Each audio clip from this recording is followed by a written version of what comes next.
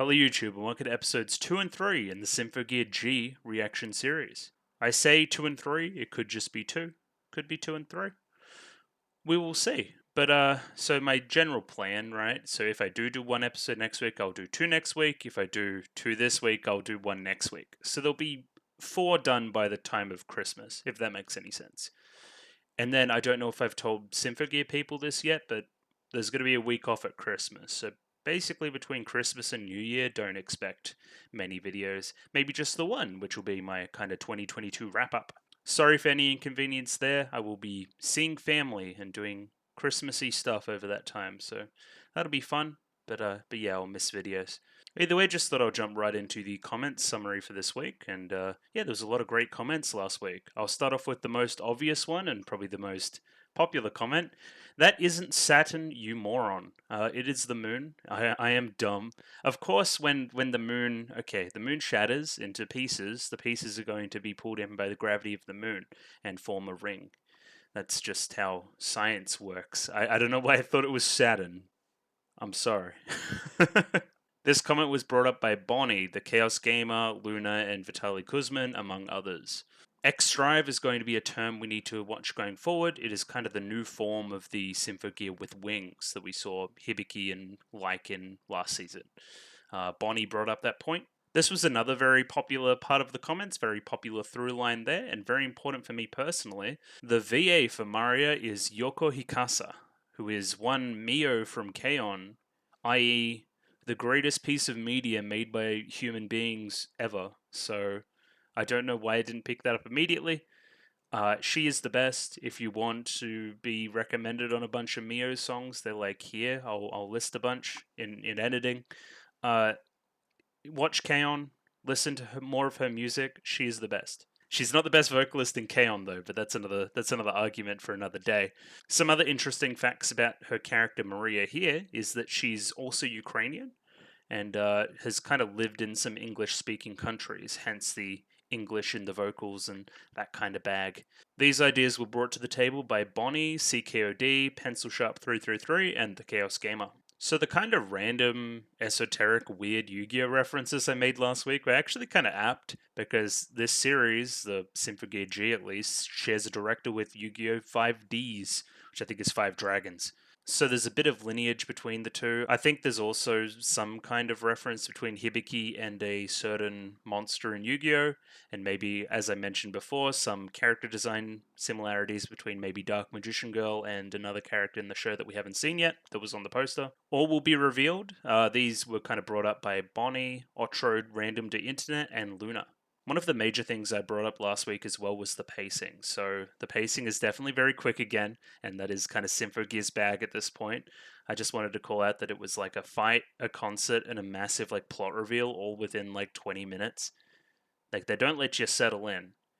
Anyway, this kind of idea was brought up by Bonnie, Jeremero, and Flanite. Apparently the music only gets better as well, which is good because I like good music. I don't know what else to say. Evan Cole is involved though, so of Violet Evergarden fame as well as other things. Listen to the background music in particular this season and next. He is responsible. As well, probably a big reason why the English song last week didn't suck too hard. He probably had a read over it. This comment was brought to the table by Iona Morwena and Pencil Sharp 333. Tachibana translates literally to standing flower, hence why she calls out the flower thing, hence the connection between Miku being the sunshine and the flower. That makes sense. I think I'd heard that before, but may have forgotten. Either way, in Vot's comment, he also calls like Hibiki a punch hamster, which I thought was pretty good. I might adopt that. She's very hamster-esque. I don't know what it is. The Chaos Gamer also brings up that Dr. Ver is only the third named male character, after I'm guessing Genjiro and Ogawa. So, congrats to him. It's another one of those shows that is largely dominated by a female cast, and you know, they're generally some of my favorites. So, name a male character in K-On! Right now. Do it. I can name one, but he's so irrelevant, it's not even funny. I just wanted to read this whole little bit from Luna, because I think it's going to be our kind of jumping off point for the Tower of Babel story going forward, and kind of referencing a lot of stuff in Symphogear that we've seen up to this point. As far as the Tower of Babel / Curse of Belial, just to fill in the biblical version for context without saying whether or not the show does anything else with it, the basic idea is that the whole of humanity worked together to build a tower on the plains of Shinar to reach God. But he was enraged by their arrogance, destroying the tower and splintering the language they shared into many tongues of today, so that humanity couldn't work together on a project like that again. It's kind of like a parable in a way, right? Trying to talk to the idea of the separation between godhood and man, and again, it's like arrogance, like he says, right? We can't communicate with God anymore because we're too arrogant and tried to stand on the same pedestal where we need to put him above everything else. So again, we'll see where this idea kind of goes with Fine as a character. Anyway, thanks again for the comments this week. Just going to jump into a quick little summary of last week's events just to keep us up to date. So we kind of open on this flashback seemingly starring these Fine characters, so we'll see where that goes. Some kind of superb song-esque thing is happening considering the eyes and mouth bleeding. And then we kind of jump into the shot of the moon, into a kind of non-diegetic, kind of not really song that's playing over the train scene, and that's by Maria, and it's mostly in English. Either way, on this train, the train is kind of carrying Solomon's cane and a bunch of noise after Solomon's cane, which is weird. Noise don't normally have an objective like that. They're kind of just killing machines. So that's intriguing as well, especially considering the events of the end of the episode. Hibiki and Chris are on the train. They try to stop the noise. Action scene plays out.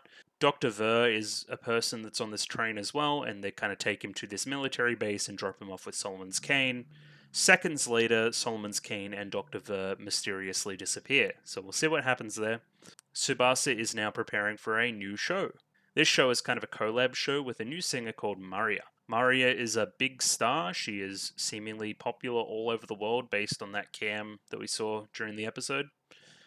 And she is seemingly up to no good. She has a call with somebody that she calls Mum and talks about the end of the world. So that's no good. The concert starts up despite kind of Tsubasa being hesitant to start it with, I think she suspects some stuff's going on. Epic concert scene ensues. It's one of the most impressive things in the show so far. And everything turns bad at the end. Kind of Maria pushes out a bunch of noise and says, hey, you control the crowd, I'm going to make like an evil speech, and it's going to be spread all over the world. She basically says, we are Fine, and we are going to bring the end of the world. So, what does we are Fine mean? What is the end of the world? How are they going to do it? What is Hibiki and Ko going to do about it? These are all questions going into our prediction section. So, some pretty obvious ones, I think, right off the bat, is Hibiki and Chris will arrive and talk through some things with Maria and Tsubasa. I think that's pretty obvious. I think at that point, maybe we'll get Hibiki, Chris, and Tsubasa turning on Maria, maybe, and then we'll get these new other characters emerging from the darkness. We may see that. They may be revealed later on. Miku is at the concert hall, so Hibiki will arrive, and then we'll maybe get some Hibiki Miku stuff. I don't think that's a hard prediction either. I think that's pretty easily what's going to happen. And I think we'll get more context around the We Are Fine line. I was thinking like a hive mind situation, but there may be something else going on here that we need to discover. At the end of the day, we're not concreting in ideas, we're just talking them through. And that's what we're doing at the moment. We're just trying to figure it all out. It's all very mysterious. And that makes for a good reaction, I hope. So again, we'll see what happens. Either way, just my show stuff quickly. If you like the video, consider liking the video. If you like the video and want to see more, consider subscribing to the channel. Comment below anything you thought about the episode, anything I can do to improve my presentation, comment below. I'm doing follow for follow on Twitter, so follow me on Twitter if you'd like me to follow you back. And the Discord, join the Discord, get a schedule on the Discord. I don't know what else you can do on the Discord. Vote in polls. Polls are important. And I've got a video coming out, again, as I said, over Christmas, New Year type beat, which is going to be like a best of video. So it's going to be the best stuff of 2022 that I consumed as a media consumer, and I'm going to be talking through it. If you wanted to have your say on such a video, there's a community post on the channel that you can comment on and, I don't know, shout out your favorite shows, because I'll shout them out as well in that video. Either way, time to jump into Symphogear G episode 2 right now. Rightio, got episode 2 of Symphogear G up here ready to go. Let me pop that up on the screen. 23 minutes and 41 seconds on this video, so sync up accordingly. As always, there will be a picture-in-picture down below, and I'm using the D-Truck subs. Without any further ado, we're just going to jump right into episode 2.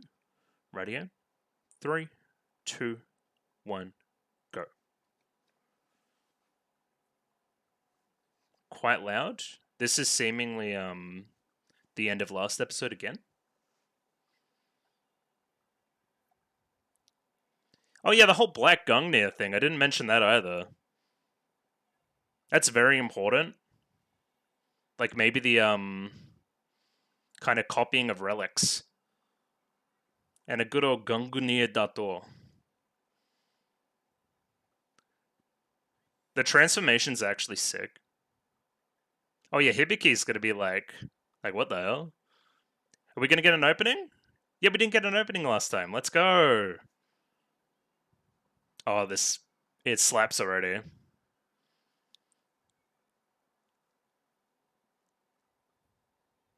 Interesting.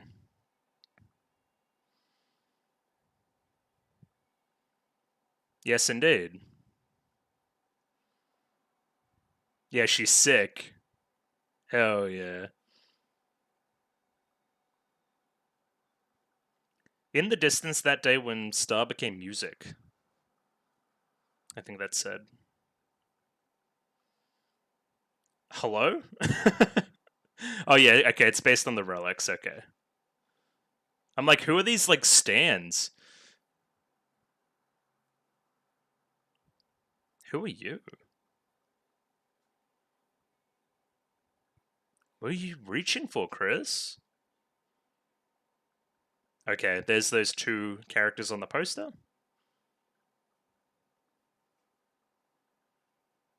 Huh. Oh, sick, she's got like an eye patch. Vitalization.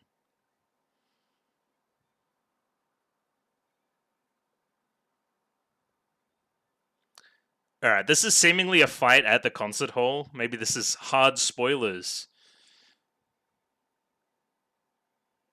Not that it's unexpected. God, that opening felt like it was like 4 minutes long. There was so much information in it.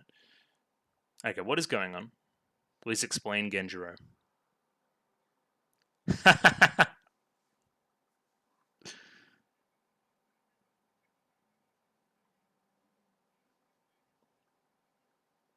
Okay, what?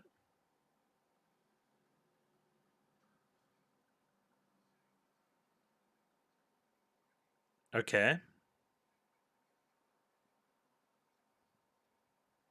Fine.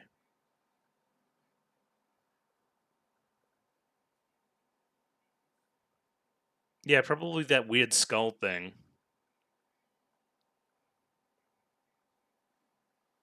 What do you mean by this?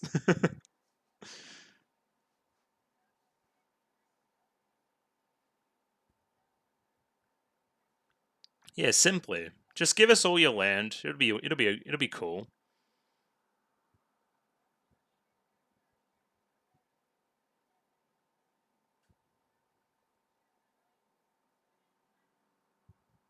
Oh my god.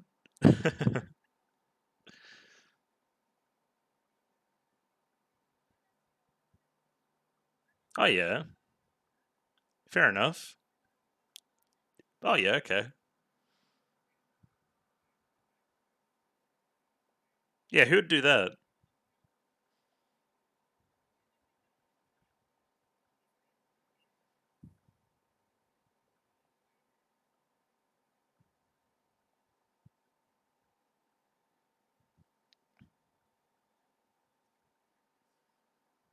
World domination? Like it's pretty obvious what she wants.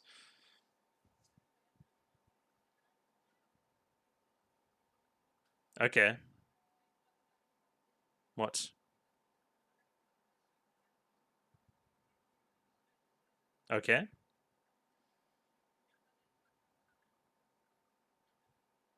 So true. Yeah. Okay. But why do you know that? Okay, you don't know that.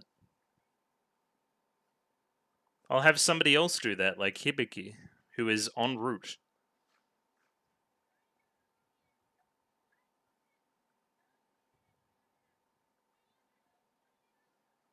Okay.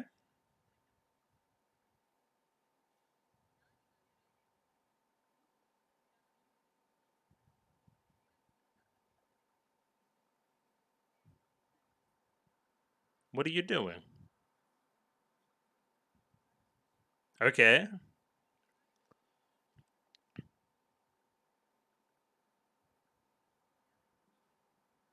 Okay, Shirabe and Kirika. Just don't forget about your objectives.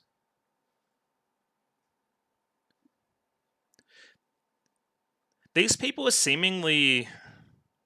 What's the word? Not villainous. At least not as openly villainous as Fine was.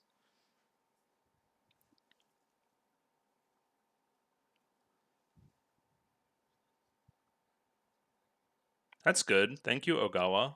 Or Awago.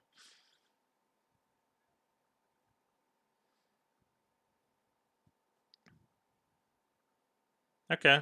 I mean, Miku knows things.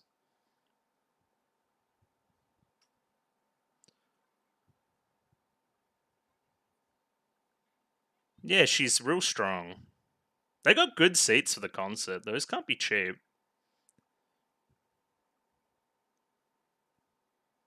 Alright. But what about Hibiki?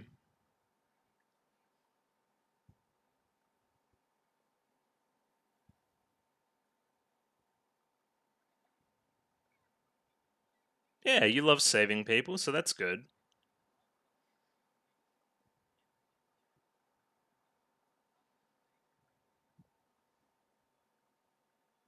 Okay. The music, by the way.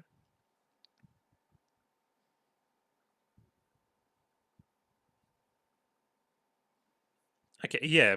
A second piercing spear.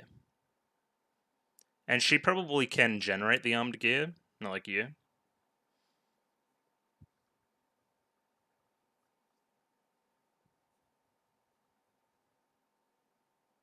Oh, there's two new characters. Yeah, okay, these aren't like villains in the traditional sense, right?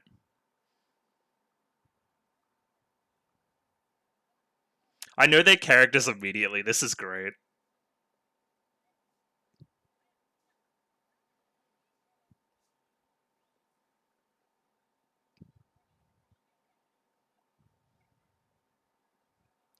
Okay.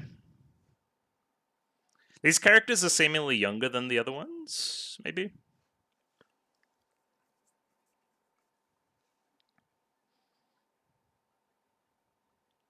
Like the music here.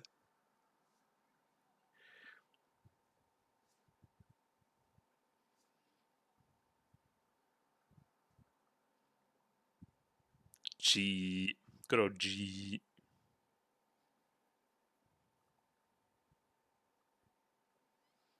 Oh, I was just making up something. Come on.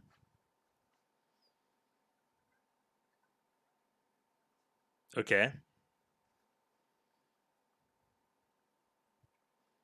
Okay. What is happening? Weird. I want to talk about tone a lot in my little analysis section and why it's important for determining where we're going. Or maybe we're just gonna throw it all out the window. I don't know. Okay, you don't have a home?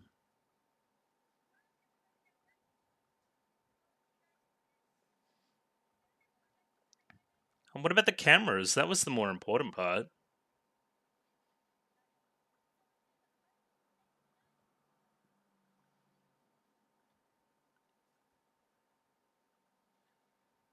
Okay.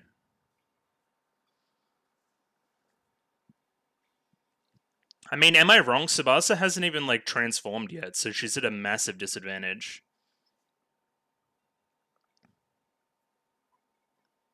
Okay, there's the stakes. Thank you, Hibiki.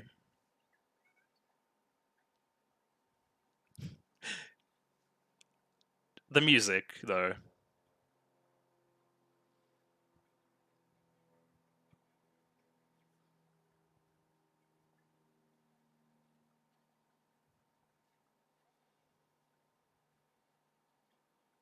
Sick jump. No way, not the heels. Okay, Maria.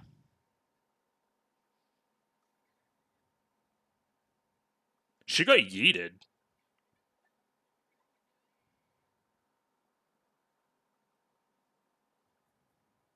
Hmm. You're gonna have to.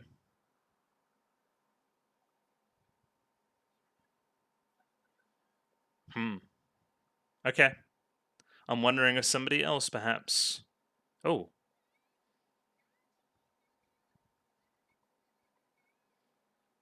Did they have a noise on like directing the show that they could call off the broadcast? Okay, that's good. I mean, she's not going to get revealed now. But if she's alive, I guess it'll be suspect. New transformation sequence though. Still very magical girl.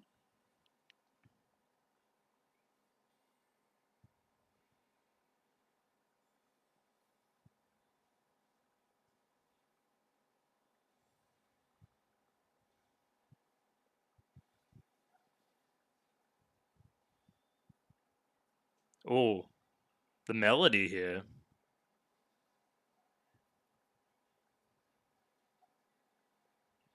She loves doing her spin shit, doesn't she? Try spinning. That's a cool trick, you know?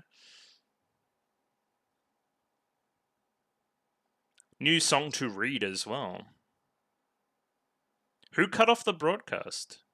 Oh, Ogawa, the goat.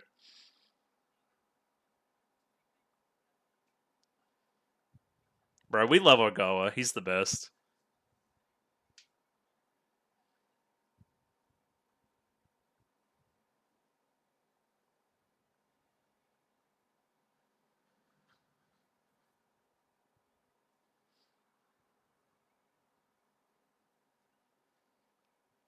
Okay.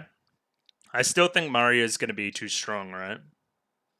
We need to set her up as like a, intimidating presence. Oh yeah, look at this cape shit. Bro, the cape's cool.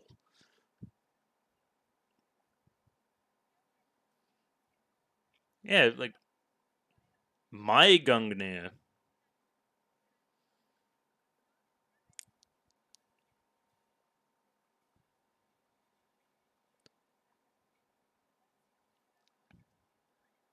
Okay. What are we doing with phonic gain?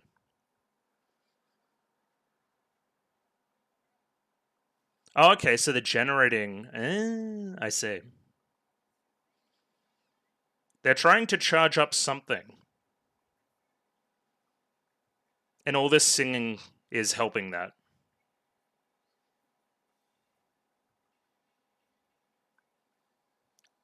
The sound effect. Cool.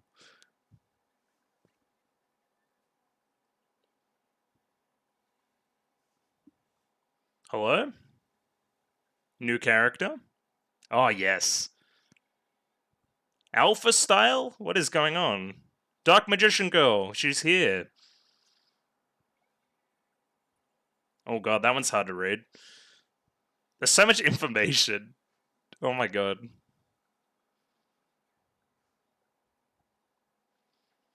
I like how we've kind of hijacked the song too. That's cool.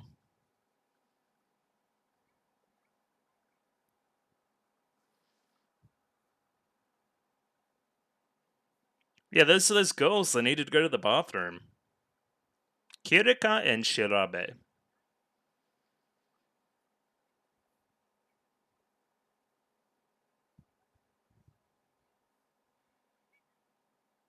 Hell yeah. 3v3, baby.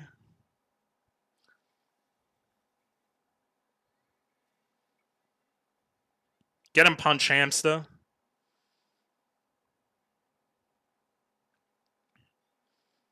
Yeah, look at this shit. It's not gonna work, Hibiki.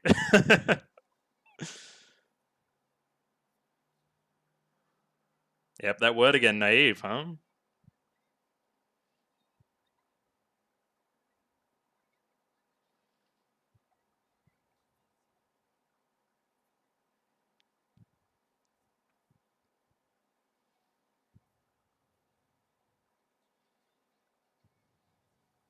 Her voice is really good too. Really full of character.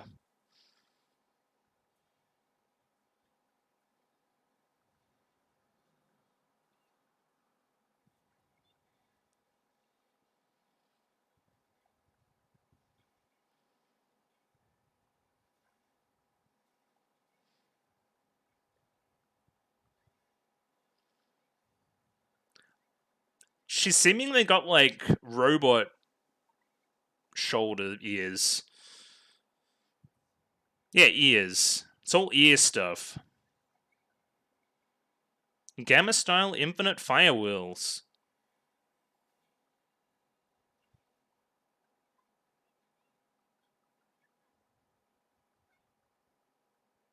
Okay. Our phonic gain is probably increased. What? What do you need? How much do you need?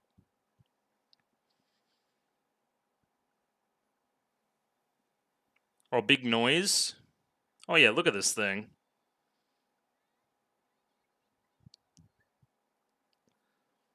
Replicator type.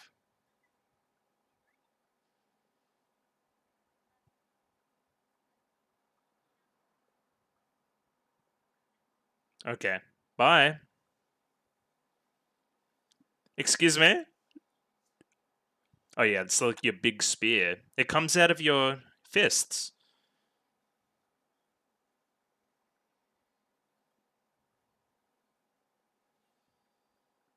Horizon Spear.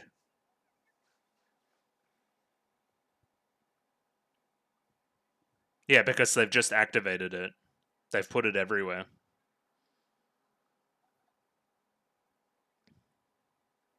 A replicator type. It probably just grows bigger and bigger, huh? Good old slime boss battle.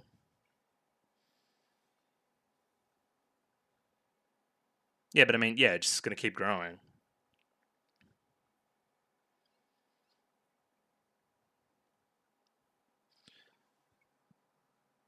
Yep.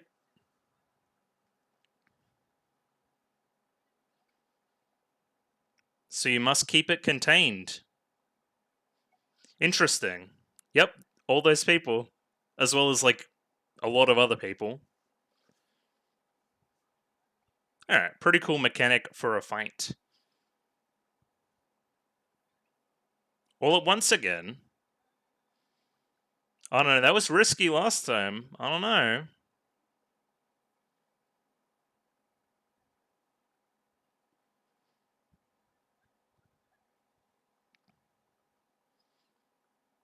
Okay, as long as you guys are confident. I mean, those things have been known to kill people. It's probably exactly what the lady wants to with the phonic gain stuff. What was the name there? That was insane. Ooh, nice harmony.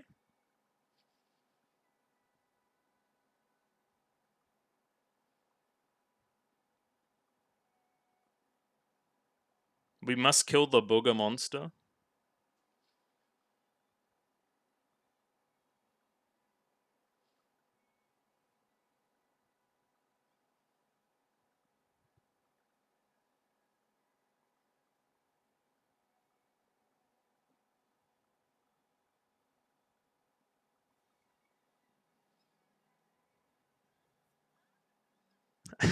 Great.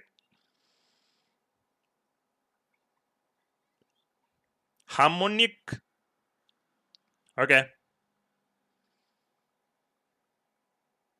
We won.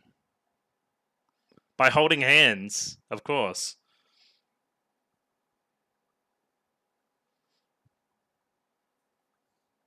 S2C a Triburst.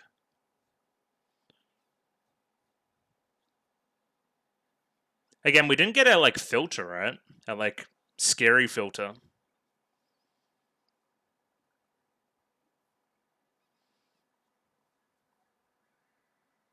She's alright, she's strong. She can take it.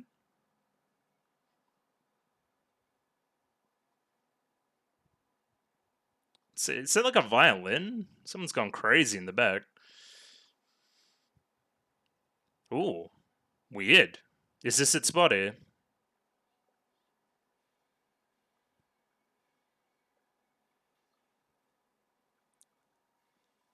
Oh yeah, look at this cool shit. All into one beam, baby. Or Mega Punch. Or Beam.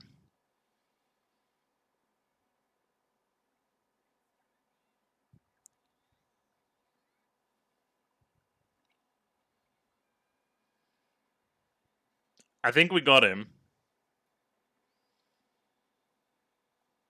Yeah, right. Rainbow Tornado. If this show wasn't gay enough, there's your confirmation again.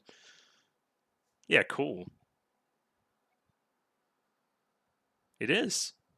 I agree. Monsters. And there you go. That's, hey, it's what we wanted. We charged up our thing, whatever it does. Yeah. The Light of Dawn. Hibiki, you doing alright? I mean, you are. No idea what it means to suffer. Aw, give her a cuddle. She's crying. I'm sad about other stuff. I don't know about hypocrite. Excuse me?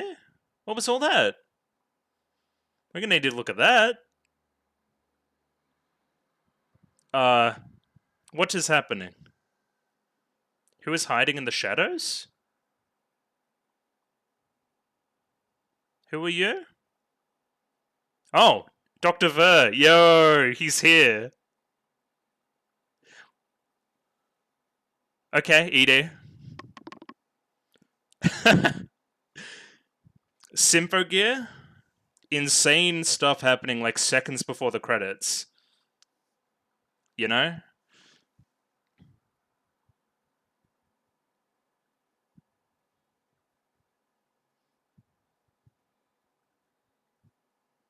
I'm trying to listen for the voice here.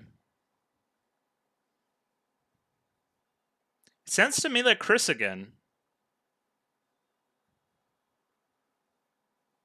And again, I'll read all of these in good time. Let's get into the visual first. The colors, very interesting there.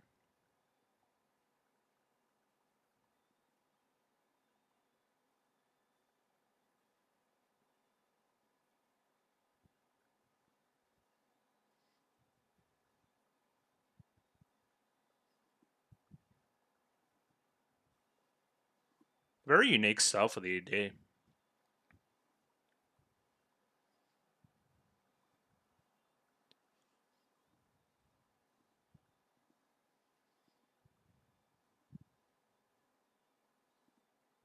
Okay.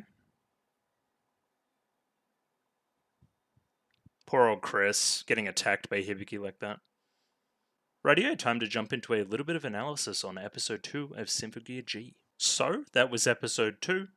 Mostly contained a fight scene between all the characters kind of coming together, bringing a close to probably the first episode arc? I don't know what you would call it. So these 2 episodes are kind of intrinsically linked to this concert scene, and that's kind of what's playing out. Got introduction to a couple of new characters in Kirika and Shirabe. I need to go back and check those names. I didn't hear Dark Magician Girl sing, so I don't know what that's about yet. But I definitely heard kind of the littler one, the kind of, I don't know what you'd call it. What's the word? It's not quite kudere, but she's like robotic and kind of emotionless, but in kind of a cutesy way. You know what I mean? It's like a character archetype. But I digress, that's getting into the weeds a little bit. The main stuff from this episode is looking at how, okay, so Tsubasa, the kind of her whole thing, the difference between songs of battle and songs of hope, and her career as a singer, and if she's going to throw it away to be kind of this.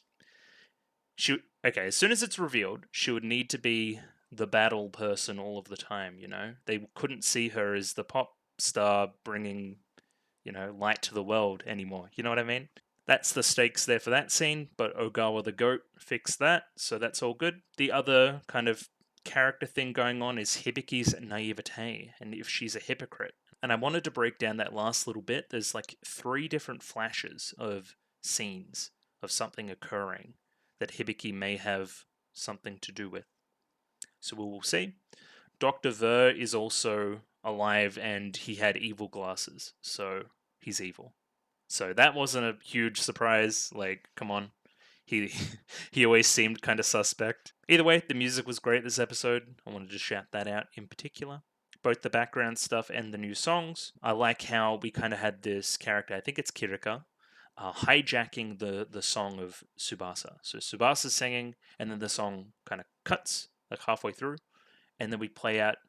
It's hard to describe, but it's somewhat of a similar song by Kirika. So I thought that was interesting as a concept. Again, we're playing with this music fighting idea of the whole show and doing new and interesting things with it.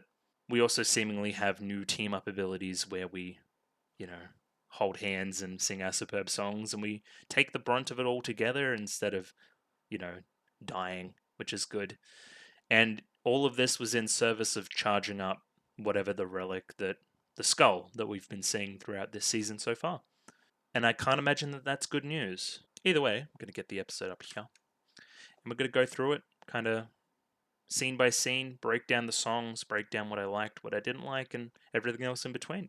So again, I kind of shouted it out already, but I'm going to analyze this on mute and, that kind of thing, and let it run at a faster pace. But anyway, the music was really good. I wanted to shout it out. I'm definitely noticing an upgrade. So we start with kind of a bit of repetition from the episode before. We have Maria transforming with Black Gungnir, which is something I forgot to mention before the episode, and it is seemingly the real thing.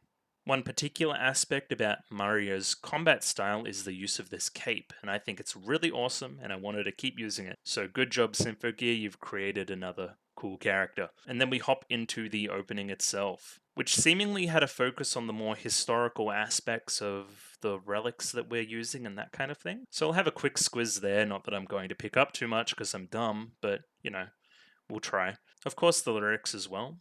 Tell me your wishes. I'm right here next to you. Don't hide your feelings, for only through them are you alive. Again, basically the meaning of the show. As we battle, we open our hearts and say what's on our minds, basically. So, the show. Visually, we have a similar sequence to Hibiki's transformation going on, where she kind of breaks out of this blackness, I guess you would call it. We need no reasons for the notes that draw us to each other. Let the fire of our hearts rage through the heavens. And then our little line here, in the distance that day when the star became music. And we've talked to stars previously. Something about a Lulu Amel, I think, has something to do there as well. We will see. And true song, as opposed to false song. I like this kind of polka dot pop arty style that they're using. There's a particular scene where we see all 3 girls kind of in a diagonal formation. Seemed very referential to me. And then, we get a sequence of these shots here, which I'm guessing is various historical figures in kind of this painterly style, using the original relics when they were actually whole. So here we go. That would be Amino Habakiri then, you would imagine. And there's Ichival, and it is definitely called Ichival and not the other thing. And Gungnir looks like sick. Hell yeah. When I wonder, did seeking at you become as natural as breathing? My heart aches and I scream. The ever-present noise laugh at our reality from everywhere, far away. Okay. I don't know who this Thorns girl is. I don't know. Seemingly has green hair, or maybe that's just the lighting. I don't know. Yeah, kind of Thorns, then Solomon's cane comes out of nowhere. What little light I can see is so radiant it gives me hope. And Chris reaching for something, does that have something to do with the Thorns as well? Kind of this cosmic light show in the background too, maybe fireworks? And I'm guessing this is kind of spoilers, but sure. This is Shul Shagana, and Igalima? Igalima. Okay, and this is our new characters, that's Kirika and Shirabe. And I'm too dumb to recognize what the thing in the back is, so, but they seemingly are 2 sides of the same coin? 2 weapons? Okay. And the kind of font has changed in the opening here as well. Instead, I want to feel a warmth. only someone else's hand can give. And kind of the combination of these two hands, almost kind of yin and yang-esque, combining. We've done a lot of stuff with white and black in Monogatari at the moment as well, so we could go into that a little bit. Two sides, maybe. Yeah, it's kind of Maria standing before Maria. Interesting.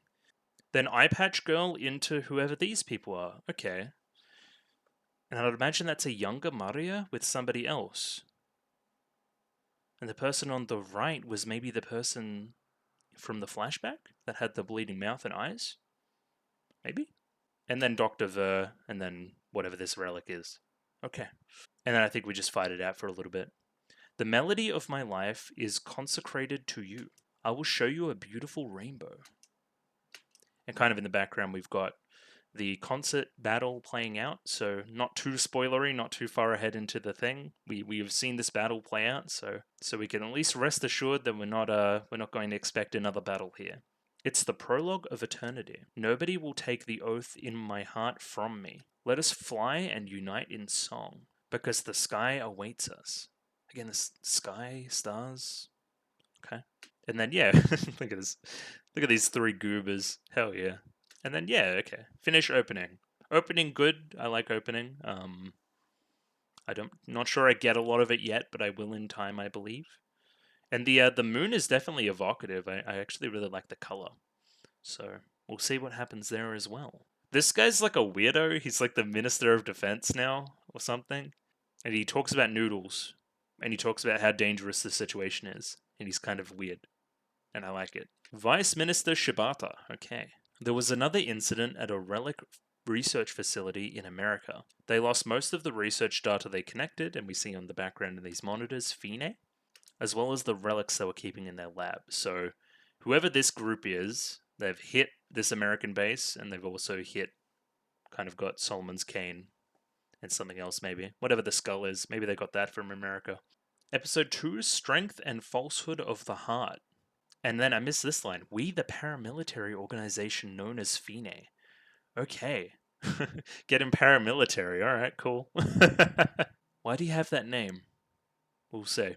So yes, we see various leaders around the world being threatened by Maria and her new paramilitary organization called Fine. And then Maria's like, hey, just give us all of your land and we'll be sweet. And I'm like, well, that's not going to happen, so we're going to fight you. I don't understand this whole true Gungnir Symphogear. What proves that it's a true Gungnir? Is it that she's strong enough? I don't know. Tsubasa goes to sing to transform, but is warned by Ogawa about one of the major conflicts of this episode. It is the whole Tsubasa sword dilemma, right? She was nothing but a sword for a bit and kind of, moved away from singing as much. But now she sings both on stage, now that she's gotten over that little hurdle, as well as sings in battle. She can do both, right? But if she reveals this to the whole world, she'll only then be singing for battle, right? As soon as you show your cards like that, they can't really support you similarly in the same way again. Bit of a Hannah Montana situation going on, if you want to squint at it like that. So we need to talk about Team Fine's objective in this charade, right? The objective is to gain a sufficient amount of phonic gain to charge up this relic, and kind of using the situation with Tsubasa and the rest of them to charge energy. So the hostages here were never important, right? They were just kind of like a bargaining tactic, right? Not necessary to get to their end goal. However, Tsubasa transforming is very important, so they need that to occur. I think this is the first instance I'll talk about it, but I'll talk about it again later. We're talking about framing and villains, right? All three characters that we're fighting right now have already been shown to be sympathetic in some way, right? At least in a way that you could root for them. So we see the first portion here with Maria releasing the hostages and saying the line, taking hostages isn't my style. And I'll explain the other one a bit later on. But this makes me think that these characters can be redeemed and probably will be. Or, in the end, maybe die for dramatic effect and it's going to be quite sad. Either way, they're not being set up as straight up villains. They're not Fine-esque, right? They're not... Fine was the most dramatic, evil person I've ever seen ever. basically, and I felt good when she died. Obviously, there was the whole Ryoko part, which made it a little bit sadder, but I'm rooting for Maria and Shirabe and Kirika, right? Already. And that's weird if they're meant to be straight up villains. I don't know. I might end up rooting for the villains in the end if that's the case. Yeah, okay. Just the confirmation, Shirabe, Kiriko, good. I'm not talking shit. And even Mum there, she's like, don't forget your objectives. And then like sigh of relief and that kind of thing. Again, sympathetic, at least somewhat. She probably hasn't had the best time to shine so far, but she has a cool eye patch and that's cool. So at least she has that going for her. So this was weird. I would have imagined that Miku would have been involved in some way, or at least said hi to Hibiki, but all four of them just kind of leave. I forget, do they know that Tsubasa has powers? Let me read the dialogue again. I guess they say we'd just be in the way if we stayed, so I guess they know that something's up. Well, Miku for sure does, but I don't know about the rest. Itaba and the gang. I remember specifically the music here popping off in this one scene here, so shoutouts to the people on the music. You're doing a good job. A second piercing spear, the Black Gungnir. So instead of a fragment of the same spear, it's a different spear entirely. I'm unsure. But whatever it is, it seems to be legitimate. So Ogawa's whole thing at this point is to get rid of the cameras. That's why he's running so far. However, he spies two characters. Now, these two characters seem a lot younger to me. I'm pretty sure that Hibiki and Koa in high school, where these read more like a junior high, you know? Maybe even younger for old Kirika. Either way, the music that plays right now is like the most wholesome, sweet thing I've ever heard in my life. It's like some Violet Evergarden, I'm like talking to somebody in the rolling hills of Europe type beat. So I can't really dislike them. You know what I mean? Like, even though they're fighting our protagonists at the end, clearly there's something else going on here. Clearly she might be hitting a nerve with this whole naive idea. Again, something that I've called Hibiki out on before as well. But yeah, these two are sympathetic, like immediately. You got Kirika with the whole G thing going on. I'm pretty sure that's Kirika, that's Shirabe. I'm pretty sure. But either way, like they're doing like funny stuff. Like you can't be mad at that. Oh no, I got them the wrong way around. She called her Kiri, and then that's Shirabe. Okay, never mind. Yeah, Shirabe, the one with the pink kind of ribbons, and Kirika is Dark Magician Girl. Got it. Okay. No correction comments, please. I was just dumb. And Ogawa's just a nice guy, tries to direct them out, but hey, we have to use the bathroom. We're going to be quick. And it's like, okay, bye. Just like, what? Anyway, lots of lines like this. I envy all those people who have somewhere to go home to. Whatever's happened to these three, right? They seemingly are disenchanted with the whole human race / experience, and a lot of it will probably have to do with the dark past and kind of harnessing that energy to take out the rest of the world, or at least take control. I'm wondering what the Fine connection is, right? So Maria starts to fight Tsubasa, and Tsubasa hasn't transformed. Her sword skills are surprisingly good for somebody in such a situation. Of course, the weapon isn't going to last. It is probably like a prop sword too, now that I think about it. Hibiki's very nice here as she just like reads out the stakes again. She's like, Tsubasa can't transform whilst the broadcast is live. I'm like, thank you. That's exactly what I needed, right? Why should we care? And that's why. She tries to LOS the cameras, but her heel snaps here. So do they need to be on the stage / in the center of the arena to harvest the energy? I'd imagine that's the case. Why she can't let her off the stage. Because I don't see how revealing Tsubasa's kind of gig is important for their plan at all. Either way, Tsubasa gets like roundhouse kicked into a bunch of noise, and it's like, well, now she needs to transform or die. Those are the two choices. But you'll see here, let me go back one frame, like here. Maria is still concerned here because Tsubasa is important for the plan. Don't stray from the plan. It's to generate phonic gain. So we need her alive.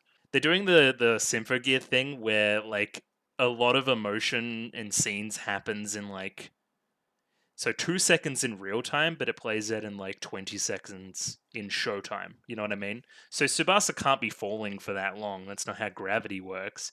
But Hibiki has enough time to say this whole line. I just think it's a little bit funny. You know, they They play it up. But kind of the broadcast signal out cuts right at the perfect moment. Either way, we have the Tsubasa transformation sequence play out. Again, I called it very Magical Girl inspired, like a lot of the stuff here. You know, that whole naked silhouette, pan down, whole action. But yeah, look how sassy she is. Hell yeah. And yeah, Tsubasa does her thing where she does like spin shit and kills a bunch of noise because she's good at that. I love her song here. I think it's really good, and I've talked about how it gets hijacked later on. The first blade, fast as lightning, on the wings of the swift wind, and she gives her trademark blue flash. Again, with this classic kind of Japanese art style.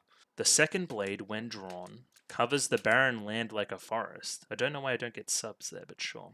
If you fear the armies of demons, that's but a mirror of your weakness. Okay, so do not fear. We are strong. We must remain confident. If I don't act here, who will do it in my stead? And yeah, Ogawa cuts off the broadcast. So hooray, go Ogawa. Ogawa the goat. Awaken, unmatched blue hero. Great. Again, like this, the songs, both of the songs so far, the opening and this, kind of from a lyrical standpoint, seem very similar. Again, similar ideas. They just fit with the characters that are singing them. Hundreds, thousands, millions of lives are all in my hands when I make my move. Yeah, the weight of the world is on your shoulders, and you must not waver. You are too strong. All these kind of ideas, right? The beautiful moon in the night tonight arcs just like the point of my blade. Moonblade. And time has come for you all to fall to the fire of my sword. And then she does like a cool sword fire attack. There's pretty slick action here as well. Again, we got the whole cape thing going on with Mario that I am a fan of. I think it's a cool weapon. And I guess the power system stuff here is that she's not even using her armed gear yet, and she's still competing pretty well with Tsubasa, established probably to be the strongest character in the show. Again, Hibiki does like meme magic stuff all the time, but Tsubasa's probably the most competent, right? So listen now, Maria. Phonic gain is currently around 22%, so they still have about 78% to go to fill whatever meter we have going on, and they've been battling for a while. And even when all the other girls get involved as well, it doesn't raise up that quickly. And there's Tsubasa's cool fire attack, fiery wind blades. So I like the flowers in the corner too; they're pretty. And yeah, just as Maria may have seemed in peril, we get some help. And of course, the song is, as I've talked about before, hijacked by Shirabe. You stood puzzled, and I saw the love. Alpha style, 100 rebirths. Did we do something with Omega later on too? Does she have like a Greek alphabet / math thing going on? I don't really know. Either way, Shirabe's mostly the star here, right? She does like most of the attacking, most of the dialogue. Kirika's off to the side doing, I don't know, other stuff. But she's here. I saw the love that you gave fruitlessly. I corralled your love and tried to make the moon see it. I don't know what you're talking about. But as I thought, we have kind of this spooky witch-esque aesthetic going on here. Kill something. Can't quite read that. It seemingly has a 3 in the place of where an E would maybe go, I think. Unless that's an S. I don't know. I'm bad at reading. We come to know our DNA in all its imperfection. All we can do is accept it like dolls, and with it our prison of black and white. This black and white idea. White Gungnir, black Gungnir. But we want color? Is that what we want instead of black and white? Are we talking black and white like black and white morality? Is there an area of grey? I don't know. Weird ideas. I'm not sure what Shirabe's deal is. And yeah, they appear again. We got like smiles going on. They're obviously like characterful. You know, they're not villainous. I'm rooting for them. You know what I mean? You people always make the same mistakes in posturing. You let victory slip from your grasp. And then we see, again, Hibiki's good at dropping from like helicopters. She does it a lot. And yeah, now we get our classic big 3v3 fight. There's the classic shot. Look at that. And then Hibiki's straight into it. Of course she says this. This is the Hibiki we know. I like the framing here. It makes her seem wrong, where normally she seems like she's on the correct side here. Immediately, when she says this, we get Shirabe turn and say, how naive. Like, she's very passionate about it. You hypocrite, there are too many hypocrites like you in this world. And this really hits Hibiki, as we see later. Then we immediately see her go back into the same song. You hypocrites, that's why I will cut the world to pieces. Okay.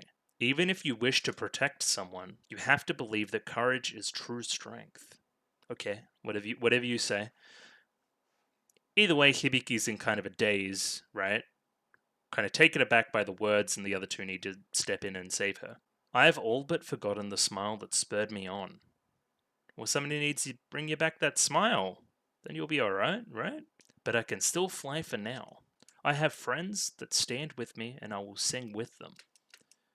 So you're taking solace in the fact that even though you're being destructive and a little bit, you know, I don't know what the right word is, evil isn't, right? A little bit villainous, maybe, just a little bit. In that you have friends that can stand with you. Yeah, you're in a group at least, right? That you found some form of companionship in this path, so you will pursue it to its logical end. Okay. You have no idea what it means to suffer. How can you talk about helping others when you don't have any sympathy for them? You talk from your naive point of view. Again, this is good criticism of Hibiki as a character, I think, as well. So, I don't know. I'm on her side, a little bit at least, right? Hibiki has to reach some real dark points and then bounce back from them for her morals to stay consistent. If she's merely just, standing in her ivory tower spouting morals about goodness and stuff down at the people that are actually suffering, that'll be, again, a little bit hypocritical. Yeah, Gamma style, right? Okay, Gamma style infinite fire wheels. We have Alpha, Gamma. I'm guessing the Greek alphabet. I don't know if this is a math type thing, but, And I know the symbol in the top right, that isn't what you think it is. It's something else in Japanese, right? I think it is, right? So even then, only 24% from all of these different waveforms. I like how you can tell which waveform is who as well. That's pretty fun. And then here we are. It's time to unleash our last resort. It's that huge warty thing. It is essentially a replicator type noise. It's going to continue replicating and replicating and replicating, Hydra-esque. It's not going to stop. Once you cut it down, it's only going to grow two more. Is that what slimes do in classic RPGs as well? I think so, right? So Mom, seemingly without the kind of permission of the girls, makes this as kind of the last resort to try to get as much phonic gain as possible, and of course it works. As we see here, Maria gets out her armed gear for the first time and shoots a beam at the kind of noise, spreading it out even further, exacerbating the issue. With a good old Horizon Spear, and we get like some, I don't know, I'm gonna call it like a Bayonetta aesthetic with her thing going on. Okay. So then the stakes of this little scene becomes, hey, we can't fight this traditionally. It's going to spread out and potentially impact the people that are outside the arena, such as these people in their kind of ghostly apparitions, the girls. I'm guessing she's focusing on a particular girl here. I don't know about the rest. But yeah, we're going to need to try something different to take out this noise. And we're going to do our superb songs, kind of similar to the end of last season. You know what I mean? Where they were in space and they all sung together and didn't, die. Again, it's a sharing of the energy that would normally kill one among many to kind of lessen it. I'm guessing you can't do it like more than twice in a row, but again, we can access superb songs now, at least in this kind of way where we share it. And of course, it has a really stupid name. It is a S2CA Triburst. But I do like this split screen thing we have going on. I don't know if the cast grows later in the series, but I do like our three. I think it's good visually. 3 different colors, 3 splits of the screen, all uniting. Feels good. Superb song, combination arts, set harmonics. And yeah, the 3 were harmonizing as well before. Again, musical concept displaying that they're all on the same page. And because it's Symphogear and it's, that way inclined, we have 3 different girls holding hands shooting out a rainbow beam, it's a little bit gay, for sure. I don't know if you've noticed. Ogawa also drops some context here that I missed. This is a power available to Hibiki alone, as her armed gear allows her to join hands with others. Combination attacks are only available to maybe Gungnir users, we'll say. Or maybe it's a Hibiki thing. The music builds, we give like Transformer shit to her fist, and then she's gonna punch the guy. Hey look, she punched the guy, and yeah, he gets exploded. We get our team Fine kind of standing on a building nearby, lamenting the fact that they'll have to fight these monsters later on. Is it monsters in like that they're really strong, or is it monsters in like they're so ethically opposed to what we believe right now? I don't know.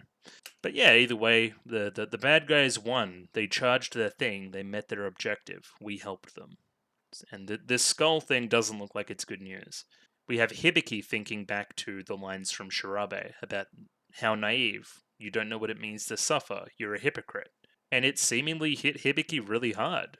And we're going to find out why here in a second. Originally, I was just thinking that Hibiki was being kind of soft. But there seemingly is some context here that we didn't know about. Let me see. So, this is the Tachibana household. Die, give back our child, get lost, it's all your fault, you'll pay. Okay. Is this in the wake of Season 1's climax? Or, I don't know who this is? Yeah, this is Hibiki, right? Hibiki and her mother, maybe? I don't really know what's happening. Yeah, I'm guessing this is in the wake of Season 1's climax, like, she's kind of out as a Symphogear to a lot of different people. Potentially they're blaming her for the conflict? And that... But again, that's like, she still, like, saved the world? Who is this character here? Do we get another flash? No, we don't. I wonder what's happening there. We're going to have to investigate that further. I really don't know. I don't know if this is way before all this Symphogear business, or if it's... Well, I couldn't imagine this way before the Symphogear business. That'd be weird. Why would people care about her? We surely would have seen it brought up. Either way, like, Hibiki's kind of shiny, very happy personality is being put to the test. And we're going to see what she does with it. But that's not before we see one more reveal before the end of the episode. It is one Dr. Ver. The man that I suspected was very evil is seemingly very evil. Even to the point where he does this little smile here. So he is standing somewhere nearby with Solomon's cane. I don't know. Could we even make the argument that he's making the noise at the concert? You know what I mean? Is he the one generating it? Is he the one controlling it? Is he Team Fine? I don't know. Either way, we need to have a quick read of the ED as well. So visually, we have all these different waveforms going on, and these are going to translate into our colored silhouettes later on. Now, this sounded like Chris again. I would imagine that there's keeping a similar thing around from last season, maybe. If that's the case, is this Chris in character singing? I don't know. I'm bad with voices. I could be wrong, but we're going to read it and see what we can gather. I've lost sight of tomorrow. I still have the courage to walk forth as long as there is meaning to our meeting here. Even after I let go of your hands, your warm fingers, which I hold on to when our promise isn't enough. Okay. The clouds we see are two sides of a coin, but even so, the sky we live under is the same. So even though there are differences between us, there are also similarities. Even though we may have different pasts, different traumas, we must move forward under the same kind of conditions. Interesting. I'll never forget that. I'm sure that saying goodbye doesn't have to mark the end. Okay. And this is the start of the chorus. So probably I'll never forget that we have to live under the same sky. And I'm sure that saying goodbye doesn't have to mark the end. What do you mean by saying goodbye? Are we going to walk our separate ways? We're walking away from each other in the ED. Oh, no, we're kind of all walk in the same direction. Never mind. It's the password necessary to start on a new page. I escaped from the trappings of my own mind when I saw your smile for the first time. This sounds like Chris, right? When I saw Hibiki's smile, maybe? I don't know. I'll forever be my compass, I won't turn back, until we meet again. Right here, and we get this cute shot of Hibiki, Chris, and Tsubasa doing Hibiki, Chris, and Tsubasa things. And yeah, that's the end of episode 2. Yeah, lots of intrigue towards the end there, and, pretty kick-ass fight. 2 new characters. We're going to see where we go in episode 3. Rightio, got episode 3 up here ready to go. Let me pop that up on screen. In the other format would be good. Yeah, thank you. 23 minutes and 41 seconds on this one, so sync up accordingly. If not, picture in picture down below, and just going to jump right in. Radio, 3, 2, 1, go. Okay. Yes, this is where we just were. We're doing some Naruto type stuff. Half the episode is going to be the last episode. Not that I'm complaining, because it was like cool. Also, yeah, the concept of the noise was like all this like booger wart stuff was like hiding the noise underneath. I think that's cool too. I wonder if we're gonna jump off right into another action scene starring one Dr. Ver, or he will remain in shadow. I don't know.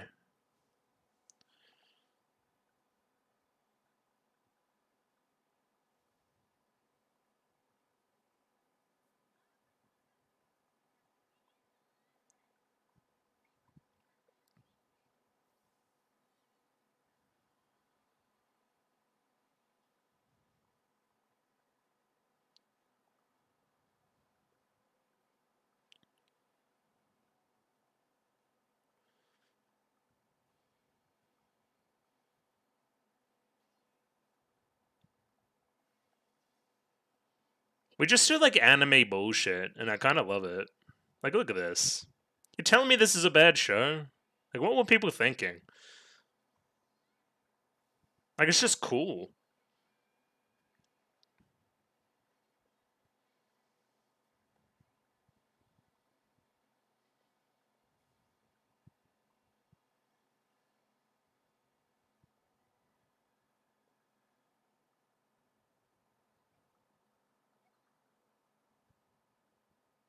What is this song?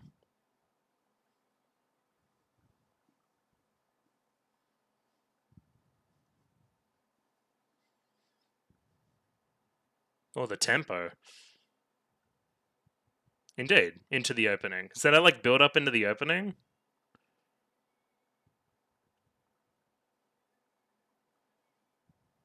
Yeah, this song slaps too. I didn't mention it in the analysis portion before.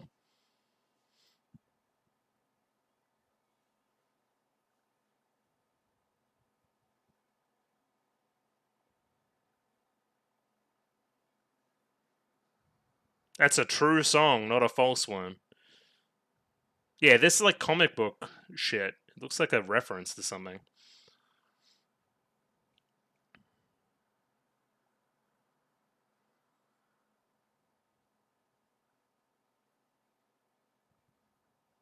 Oh my god, there's like 16 Mikus. I still don't know who this Thorns person is, unless it's just like Chris, which we'll need to see. They are Shirabe Kirika.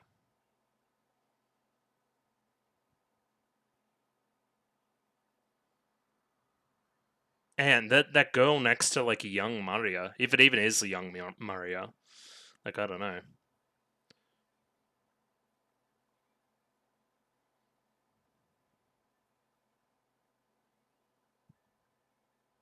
Kind of, this is just like a cool show. Like, look at it. They're just like fighting.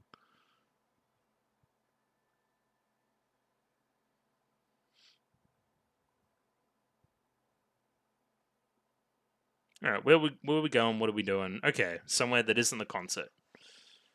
Those who crave the end, those who brave the end. Okay, that's a weird translation.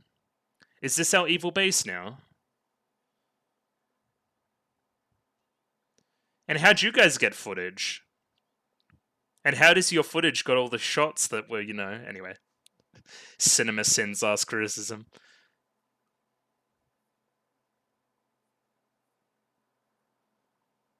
Yeah, she can hold hands. She's good at that.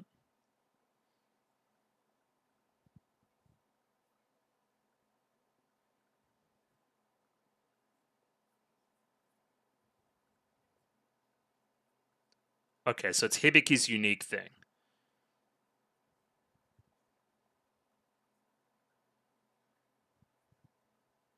Yeah, Hibiki's important.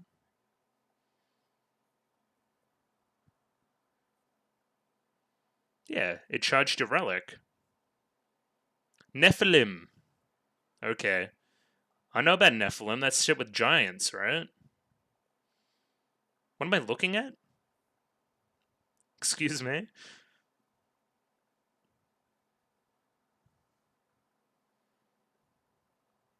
Okay. What has happened in the past week?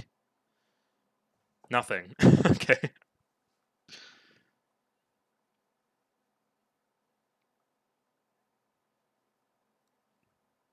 Okay. That's good. But they already did the thing. They charged their Nephilim.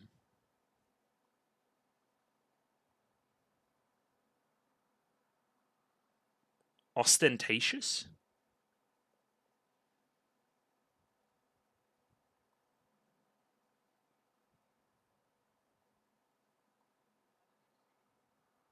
Yes.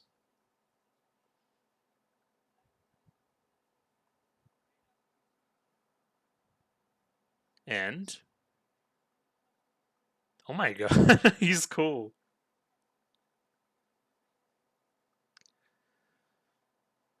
Okay, I should have been reading the. They're buying like medicine. What?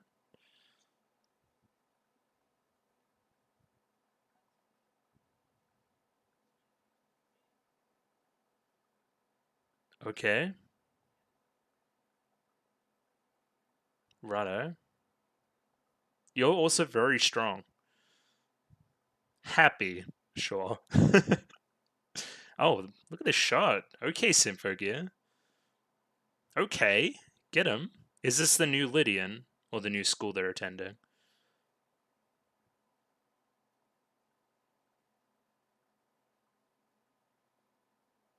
Yeah, same uniforms. Okay.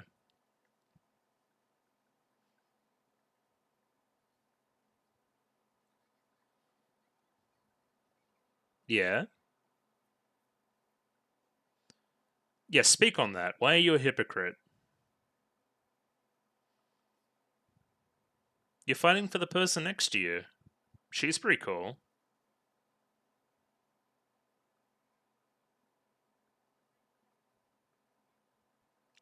I mean, it always is.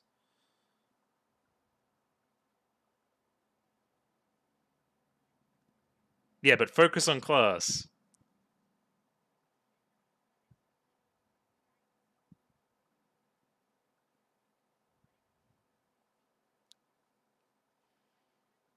Cultural fair?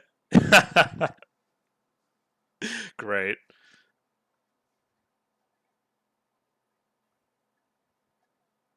Or the subbing. Great.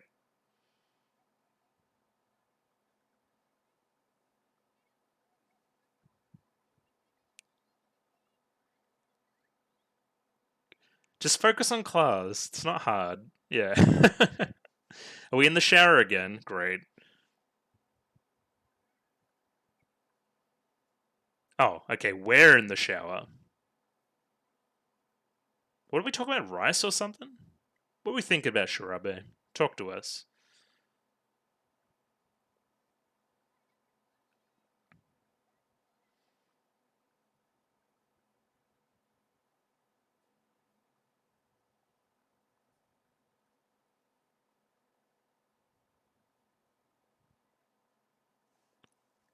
The music's good, by the way.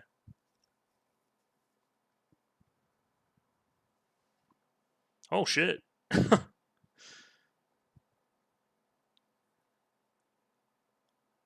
Why didn't she? What is happening? They're like flutes here. They're so good. They're like some JRPG shit again, right? Look at the hand holding, too. In the shower, naked together. Oh, and a third. Where are they, by the way?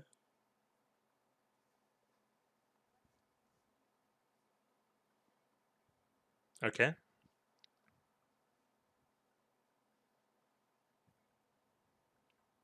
Yeah, don't Don't consider anybody else. Only what you believe right now.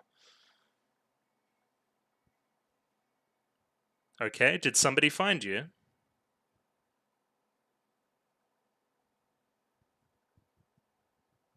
Oh. Live streaming.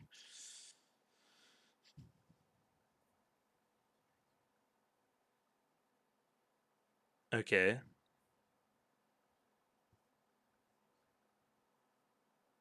Hello, Dr. Ver.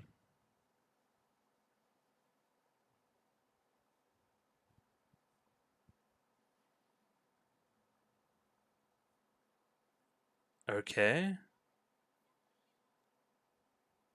Yeah, we were in the shower. Come on.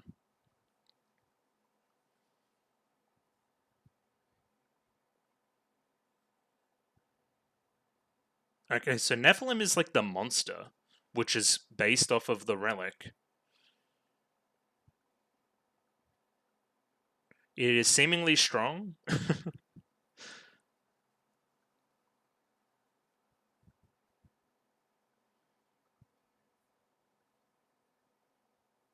The frontier.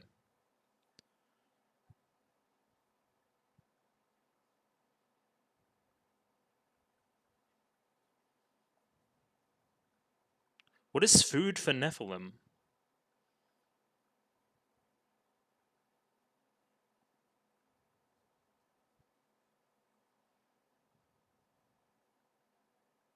What are you planning, Ver?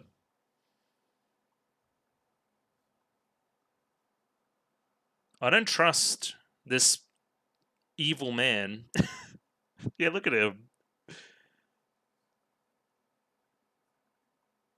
Will our prey take the bait? What are you talking about? He is so evil. He's so much more evil than the other characters there as well.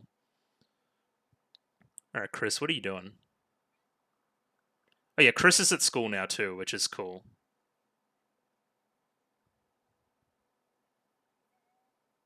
Sick. Oh yeah, Yukine, because they're not as close. Great. They're after me. Why?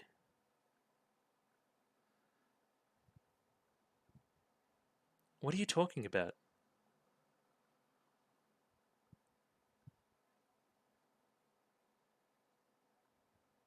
Why not? You'd be cool at the cultural festival. Why not?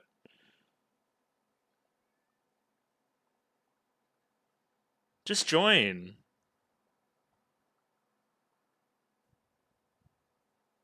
No, do the cultural festival. It'd be cool.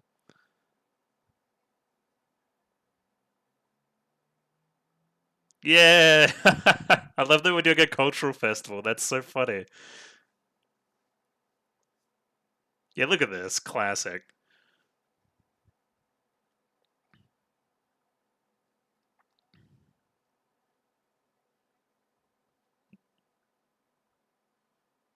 I'm simping for the music super hard. Like, this is good.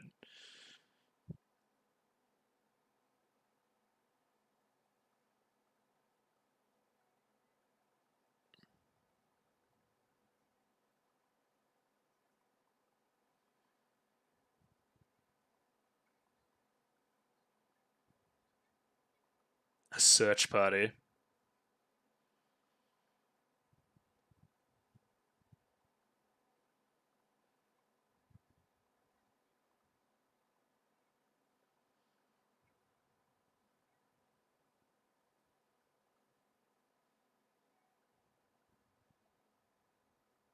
Aren't you cheeky?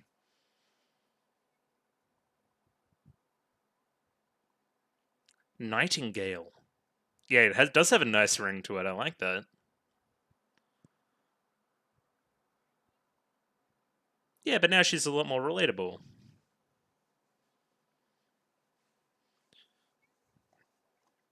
It's generally the way, in my experience as well. A lot of people are very similar. They don't realize it.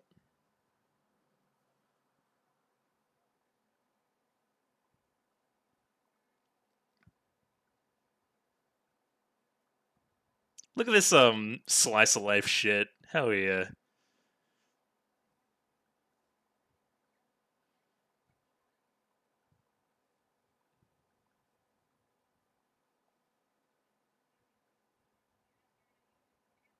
Okay, what are we doing? On a school night? No way.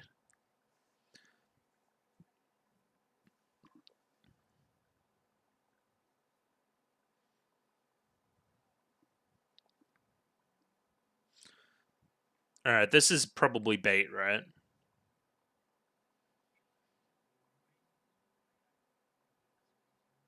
I'm pretty sure this is bait.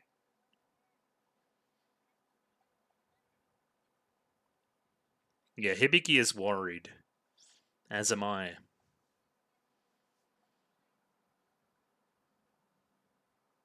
Okay.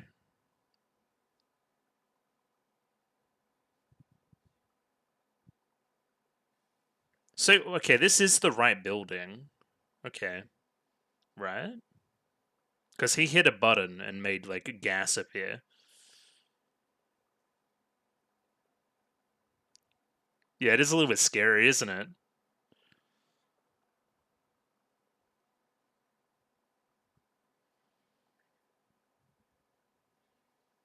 Hello, noise. Great. We're gonna shoot him down? This is the first time we've seen this one, actually. I should take note.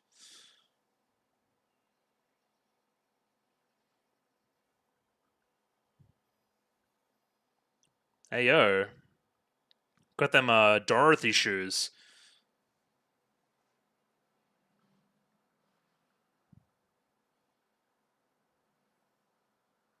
Red bottoms. Hell yeah. Shoutouts, Chris. Oh, okay. And then the field like activated, right?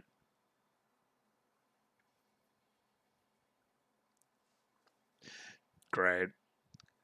She still likes shooting a lot of people.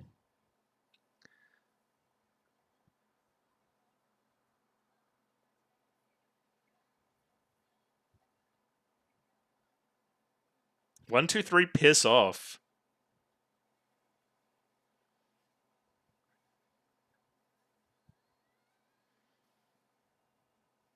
This sounds a bit stupid, but I like it.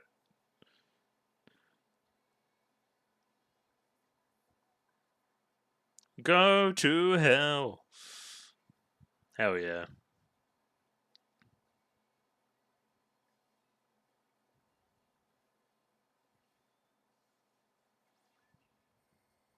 Good old Blue Flash. We love a Blue Flash. Blue Flash has to be the most popular attack in the show. I've seen it like 15 times. Alright, there's loads of noise here. What is the gas?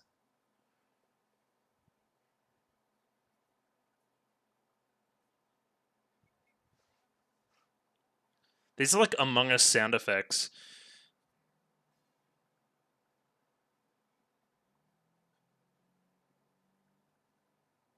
Among Us type beat.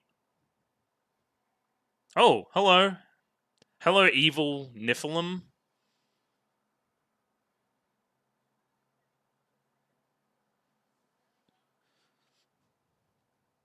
Yeah, it's generated through a relic. Oh, the clapping. Dr. Ver? No way, he's evil?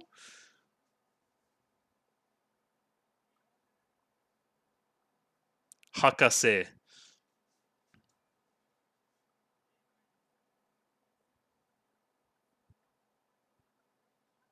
Yeah, it was just him.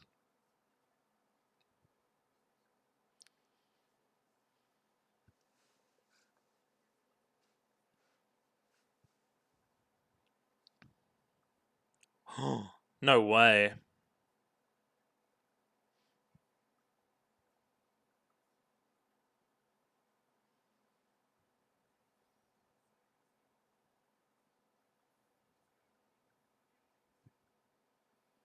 Alright.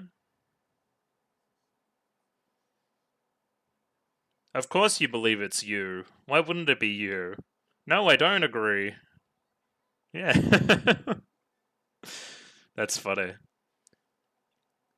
Oh, hello. Hello, Chris. What is happening?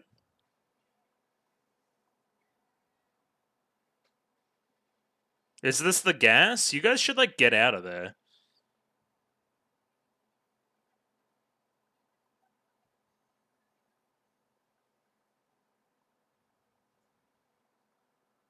Yeah, shoot him with the Symphogear gas.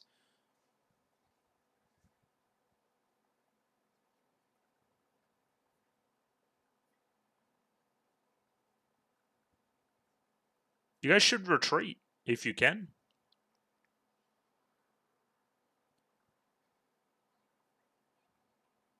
Okay, where you gonna drop it? Where we dropping, boys?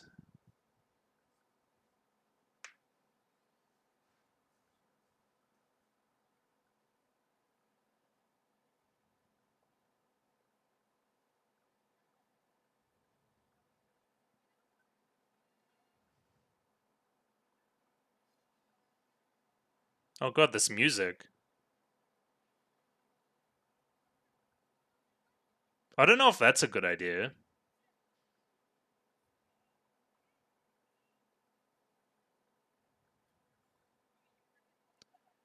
The same song again, too.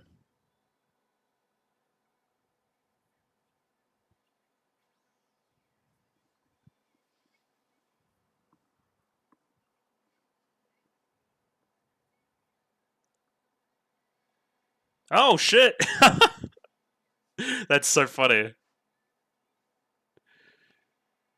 So they're on a sub, or at least control A sub.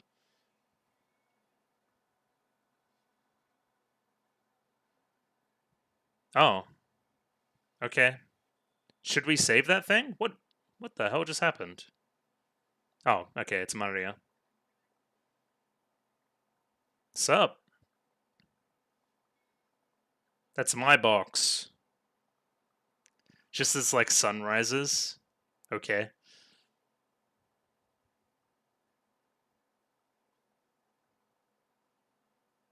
Yeah, we know that.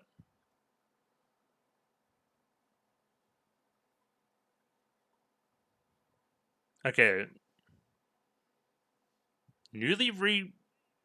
Okay. But you don't seem like Fine. You don't have like Fine crazy eyes. Alright, I still don't know what's going on there, but sure. So it's both the name of the organization and also Maria. Okay. But Maria doesn't seem evil. But again, Ryoko wasn't evil. Ryoko had sympathetic parts. I don't know. It probably isn't good news for her life expectancy. But we'll see. What to make of that episode? I don't know. Not much. There's a cultural festival going on. We've got this like simultaneous little cooldown section from our fights in the first two episodes. Ogawa's like a random badass, but that's another question entirely.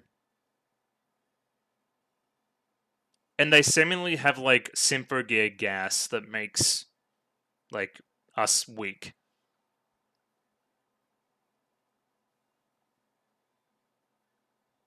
Dr. Ver is seemingly evil? What? No way. And again, I don't really know what else even happened.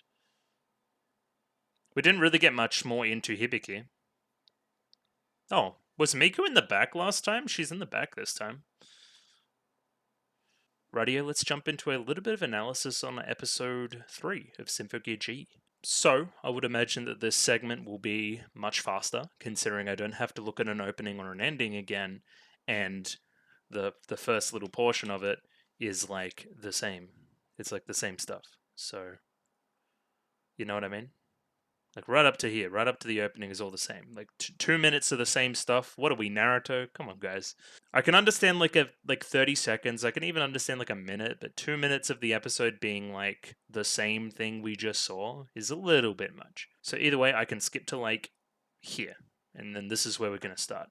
But either way, what did I think about the episode? It was pretty cool. It's probably not as good as the other two, but again, it's our cool down episode a little bit, right? We're going to talk about some things. We're going to set up our next conflict, which we immediately jump into. But anyway, There's a cultural festival. I wonder if it's going to get targeted.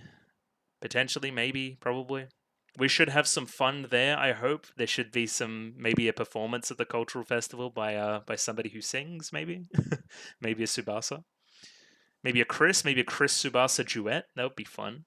And yeah, we still get these separate scenes where we see the bad guys, like talking it out, having emotional struggles, connecting with each other. Again, seemingly not all the people here are going to be villainous. I think Dr. Ver is clearly villainous and probably needs to be, you know, not alived anymore. And I don't know, the old lady seems fine with the eye patch. I don't know. Either way, I'm going to pause it when I find stuff to talk about. And, there was a Chris song. I think we're going to break down that Chris song, even though it's mostly just funny. Either way, we're going to hop right in. So, correct me if I'm wrong. No, this is the right building. Okay, so they did make it to the right building. This is the abandoned hospital that they've set up their base in. So they find the base very early here. It took them a while to find the kind of secret evil castle in the first season. So it's good that we've kind of made our way here very early. I think Ogawa got the tip from his information about medical supplies and then hospital. That makes sense. So harmonizing the superb songs, Hibiki has this special power where she can hold hands and allow the harmonization and that kind of thing, which is very cool. It's something I've been predicting for a long time with the show, using these musical concepts to display story ideas. Very cool. Something the show does really well. The question I had was, is this a Gungnir thing or is it a Hibiki thing? It seems to be a Hibiki thing, so we'll see where that goes. So this ability was the very reason that they could destroy the kind of moon chunk from season 1. Either way, this kind of combined superb song generated enough phonic gain to charge up Nephilim, which is our little relic here. So again, Nephilim, to my knowledge, was kind of the place of the giants. I thought it was a place name in kind of giant folklore. Correct me if I'm wrong. I think it's like a biblical thing as well. Either way, I know it associated with giants. And yeah, seemingly this has created the giant that we see later on. Kind of this. Again, they talk to it like this thing that feeds on stuff forever, insatiable hunger. Again, we're gonna make this connection. This might be tenuous. It's going to take and consume and not give anything back, as opposed to our whole sharing is caring stuff that we have with Hibiki, and the whole spreading out of joy and, holding hands. We don't eat hands, we hold hands. You know what I mean? Instead of all consuming, we're all giving back to each other at all times and creating connections that way. We're not solo, we're in a group. Connections like that. And there it is. It's evil. I wonder if there's going to be multiple of these, because right now it doesn't seem all that strong. Maybe it'll grow stronger once it feeds. I like how they explain everything right in this first scene. It's like, yeah, a week has passed and nothing has happened. Oh, okay. Sweet. Thanks for explaining that. Then we get this cool Ogawa scene. So Ogawa has tracked down some information about a truck that was nearby the event that stayed parked. Clearly it was the truck that the whole evil team were using. And yeah, we hear like the sounds of fighting going on in the background. He's seemingly taking on a bunch of criminals, a bunch of Yakuza, all while on the phone with Genjiro. So Ogawa is like really strong too. Like they've got like gag strength, right? The kind of male characters. They're never going to fight Symphogears. They're never going to do that in that kind of conflict. But if they're up against other kind of normal people, they're just going to beat their ass. I traced it back to a company. I found many large-scale purchasing orders to fictional sources for medical and measurement equipment as well as pharmaceutical supplies. So that's the hospital connection, I believe. It would appear that these antisocial gentlemen were laundering the money. Okay. Yes, these records do pique my interest. And yeah, we find out later that, hey, it's involved in the hospital. They're out of the hospital. Either way, Ogawa's smart. He figures it all out, and that's what leads to the scene at the end of the episode. This shot here is actually kind of good. Like, again, the 3D movement through the 2D space. Bit of a, scrolling of the stuff forward. Looks good. This season has been pretty good production-wise. There's a bit of jank in the old... What's the word for it? You say like quality in all caps, and then you zoom in on a character in the background that isn't high detail. It's like, well, what'd you expect? Like, honestly, I think it looks good. Is my point. Like you can nitpick all you want, but I think it's a cohesive visual product, as opposed to last season where it was noticeably a little bit cheap. I think like these backgrounds are pretty nice, like the school design, pretty cool. Reminds me a lot of the one from Love Live Superstar, just in its kind of color scheme and the whole kind of green on it. Some things never change. Hibiki is kind of drifting off thinking about other stuff in class. What am I fighting for? Am I a hypocrite? Am I naive? Do I know everything? All these questions, right? And I swore I would never lie to myself. So if I'm feeling this way, if I'm feeling this kind of conflicted, am I as assured in my beliefs as I thought I was? That's the question, right? Either way, probably in class isn't the right time to do it, and she gets kind of chewed out by the teacher. There's a funny scene where the teacher's like, "So what are you thinking about?" It's like, "Oh, there's lots on my mind." Like she's actually like opening up to her. I think that's funny.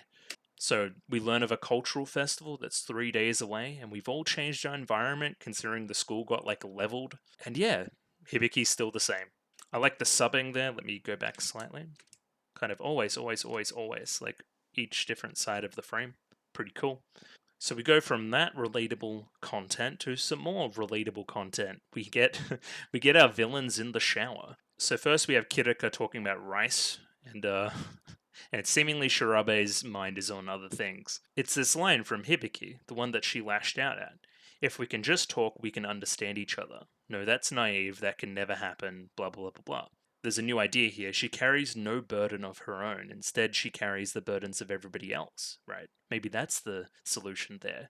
How can she be the savior of everybody else when she holds no personal, demons, burdens, those kind of things?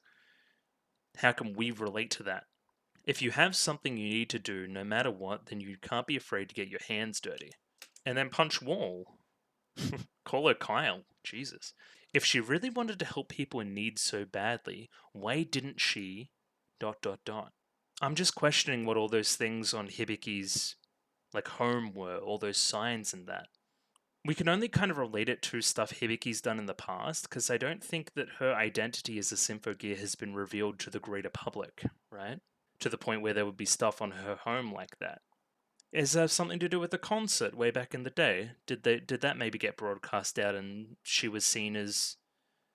But she was just a victim in that. I don't know. I don't know what's happening. Either way, we get two really straight characters here, showering together, holding hands. All four hands together. Just normal bro stuff. And then Mari is just like, I don't care what you're talking about, whatever. Whatever happens, all we can do is fight for what we believe is right. So fight for our own morals. We don't care what she says. We're just going to fight for ourselves. Don't get bogged down in all the weeds. We know what our deal is and we have to execute. Then we see a bunch of like doors shutting, and it's clear that this kind of giant Nephilim thing is a little bit rambunctious. So this is the legendary hunger that drives them to consume even their own kind. So it's hungry, wants to eat. Definitely seems like a dangerous foe. And yeah, we get our confirmation here that Dr. Ver is associated with this group. He's not a third party. He is also part of the team. And is seemingly way more evil than the others on the team. Like, this guy seems like bad news. He even says, like, evil villain stuff, like, the next flower is still only a bud, so I wish to handle it carefully. In reference to this Nephilim. In reference to maybe there's more of them. Maybe they've tried in the past. I digress. He will grow stronger. He is only a bud, yet to bloom, if you know what I mean. So, yeah, this will be a threat for everybody later on as well, especially if this like red gas stuff persists. Isn't it time for your inspection? The frontier is a key element to the execution of our plan. What did you mean by this? So the whole thing here is that Dr. Ver is going to be in the base alone, right? That's the threat for him, I guess. He doesn't have people protecting him, but it also gives him time to do whatever weird shit he wants to do as well. Sends kind of these girls off to whatever the frontier is. Yeah, he may even suspect that people are coming. I'll hold the fort while you're gone and procure some more food. Maybe the three girls, our three heroes. But then there's this, right? And then they leave, and then he, like, evil stares.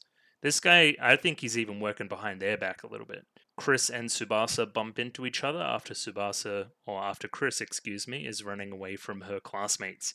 Her classmates want to include her in activities, and of course she doesn't want any part of that. She's too much of a loner. She's got too much baggage there, right? Again, she may have turned over a new leaf last season a little bit, but she's still the same old person, as we see later on with her song, as she just wants to kill everything still.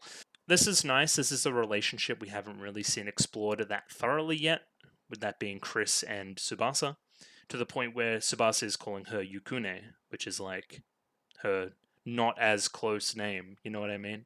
Like it's more formal. We see Tsubasa's face change from concern to a wry smile here, as Chris explains that she's not running away from any threat, but instead just some schoolgirls.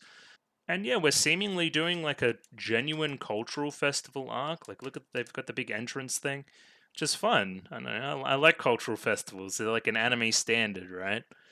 You know, you got to have a cultural festival if you're doing a show like this that involves a school. So I'm expecting this to be part of an episode where maybe this gets threatened and we have to battle, or maybe it doesn't at all, and it's just a nice other cooldown point for the season. I don't know. Either way, it's in 3 days, so I don't know how the timeline works here, but it's soon. So Chris is struggling to fit in a little bit and doesn't want to be lectured by somebody that is literally a pop star at school. So, I don't know.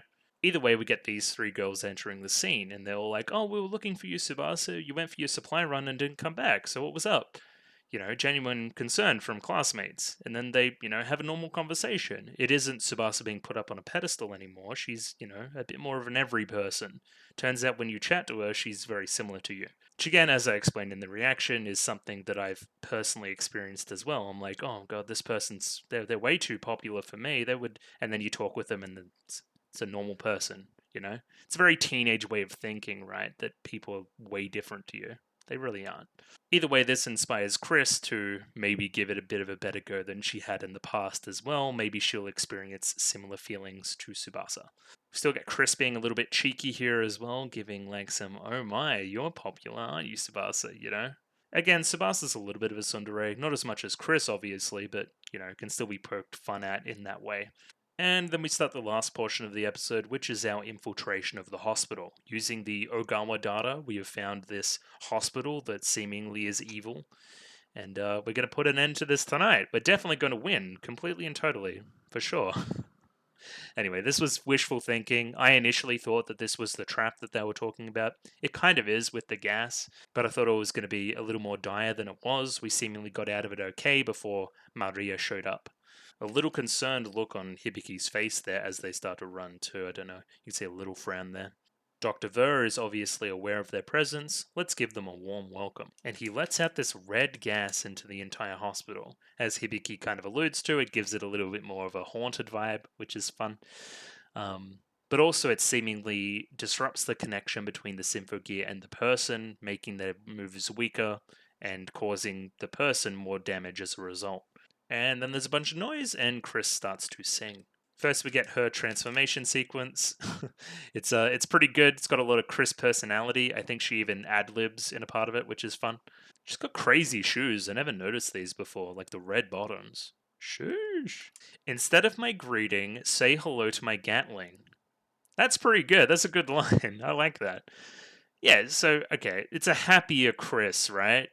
She was for sure happy killing things last season, but that was more in the second half. Before that, she was very angry shooting at Hibiki, I remember. And now it's just like funny. It's like funny that she's violent. I think that's cool. That's a good change. With trash like you, your death will do the talking. 1, 2, 3, you're annoying me. Like, it's like funny, right? It's meant to be funny. I think it is. If you want my bullets, you'd better get in line. Yeah, this song's great. 1, 2, 3, piss off. My feelings are in my firing hammer. It sounds a bit stupid, but I like it. Yep. It's pretty much the whole show. Who's a good kid? Go to sleep. Go to hell. It's time to pay for your sins. Hell fucking yeah. This song's cool. It's just Chris being like a Chad. Like I don't care about you. I'm gonna kill you. She's like an edgelord. But like a cool edgelord. Go to hell seems to be the main line in the song. And then we get a little bit more here. It's like, I won't run anymore, all this other stuff. Yeah, Chris stuff. And then we see this gas starting to take effects. They're seemingly winded, breathing heavy. Something is up. We see this manifest a little bit more when Nephilim shows up. It's pretty scary looking. It reminds me a little bit of like a xenomorph, just in like the head, but it's on all fours. And yeah, Dr. Ver reveals himself as an evil person. And yeah, we get some convoluted stuff that he had Solomon's cane in his jacket the entire time, and that's how he did it. And I'm like, okay. Like, I suspected him immediately just off character design, which is, a bit lame, but I don't know. I can only believe what I believe. And he generates a bunch of noise and says, the one most suited to wield the cane right now is me, because he's a villain, and of course he believes this. Heady ideas, head in the clouds, Very Fine, this guy right now. Chris goes to shoot all these rockets, but gets like a, headache like Flash whilst doing so. And yeah, instead of blowing just up the noise, it blows up everything else as well. It's clearly bad, right? She's clearly less capable than before. The gas is probably responsible. There's seemingly like an air balloon taking away, like a noise air balloon taking away Nephilim, like away. It's like, bye. But we get Tsubasa to chase that one down, while Hibiki kind of tends to the situation with Ver and the noise. One thing that I want to note as well is now that they're outdoors, there's less gas around. That's why Tsubasa is able to do all this things she does later on. Tsubasa starts singing the same song from last episode, seemingly her song this season. Keep going, jump for it, Tsubasa. And we have a little plan here that's actually pretty cool. Jump for it over the sea, you'll never be alone. Temporary HQ, rapid ascent. Here is the reveal. The headquarters is actually a submarine and has been underwater this whole time. And they use the submarine here as an additional platform for Tsubasa. I'm not sure you'll get many submarines that actually can generate enough power to make this formation, but I digress. Either way, she destroys the balloon and gets one more flash there before being attacked by this spear, the spear of Black Gungnir. And yeah, there's Maria right on daybreak. Just in time, Fine. So now Ver is calling Maria Fine. I don't know, just Maria Fine? It's unclear. Pretty cool shot, standing on the sword, day breaking, pretty cool stuff. Again, I'm not getting villain vibes though. I'm just not. Yes, Fine means the end. We've been through this. A name not only born by our organization, but by her. A newly awakened, reborn Fine. Okay. So, the way I understand it is that the organization as a whole is called Fine. That's been established, that's cool. That's why he said, we are Fine. Fine is the terrorist organization doing this whole thing. Cool. Now we're talking to where Fine herself is reincarnated into, in a way, right? And seemingly it is Maria. But very, very different to kind of the Fine we saw in the past. Are we going to get a bit more of like a descent, like a corruption thing going on? Maybe. Maria right now does not seem like a villain to me. She seems misguided in the same way that, Chris was misguided. And the other two, Shirabe and Kirika, don't seem like villains either. So, I don't know. Ver seems evil, but that's pretty obvious. Anyway, then we just jump into the ED essentially. And we already looked at that once today, so we're going to close that down. What did I think of today's 2 episodes? Pretty good. I enjoyed myself. Lots of good music. Particular note of the background music these couple of episodes I thought was spectacular. Production, quality up, better animation, better art, that kind of stuff. Intriguing new characters introduced. A few things that I thought would happen are confirmed. There is seemingly some baggage with Hibiki that I didn't know about, that I still have questions about, but all will be revealed, I guess. I apologize for mixing up Shirabe and Kirika's names for half of this video, but I digress. I now should have it correct, I hope. And yeah, looking forward to more next week. Probably just the 1 episode, considering it'll be Christmas Eve and I have to travel that same day, if that makes any sense. Anyway, thank you very much for watching this week. Just my chill stuff quickly. If you like the video, consider liking the video. If you like the video and want to see more, consider subscribing to the channel. Comment below anything you thought about the episode, anything I can do to improve my presentation, comment below.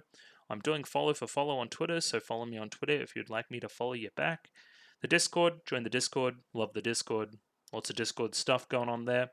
And yeah, that's just about it. Thank you very much for watching episodes 2 and 3 with me, and I'll catch you next week for episode 4. Radio. Thank you very much.